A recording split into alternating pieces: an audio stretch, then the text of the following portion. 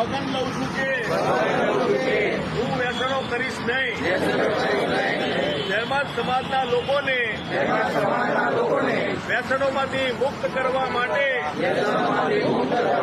હંમેશા પ્રયત્નશીલ રહીશ.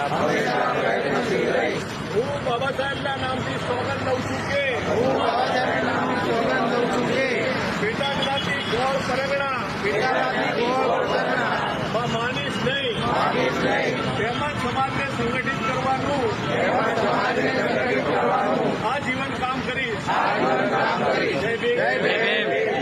આપણે બાબા સાહેબના જે વિચારો છે એને અનુસરશું તો એક મહાસંકલ્પ પણ લઈએ છીએ કે પેટા જ્ઞાતિ અને પરગણામાંથી આ સમાજને આપણે મુક્ત કરશું.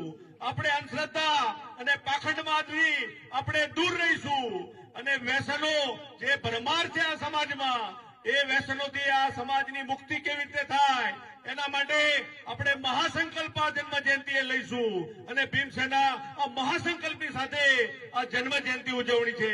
તો તમામ લોકોને અમે પધારવા ભાવભીનું આમંત્રણ આપીએ છીએ. જય ભીમ.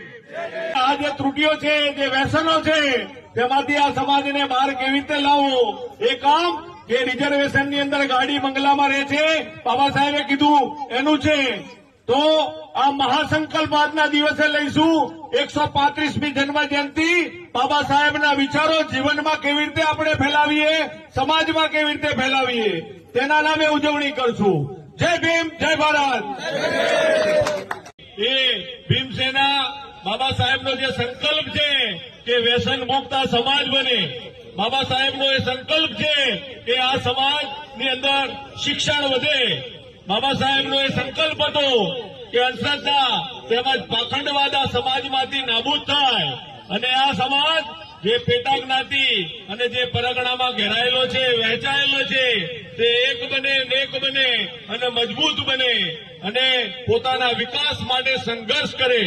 જે આ બાબા સાહેબના સૂત્ર સાર્થક કરવા માટે ગલીએ ગલીએ અને શેરીએ શેરીએ અમે છેલ્લા ઘણા વખતથી કામ કરી રહ્યા છીએ. લગભગ 70,000 જેવા લોકોને અમે રૂબરૂ મળ્યા હતું. એટલા વિસ્તારોની જઈ ગલીએ ગલીએ જઈને બાબા સાહેબનો આ સંકલ્પ એ સમાજના લોકોને યાદ કરાવીએ છીએ.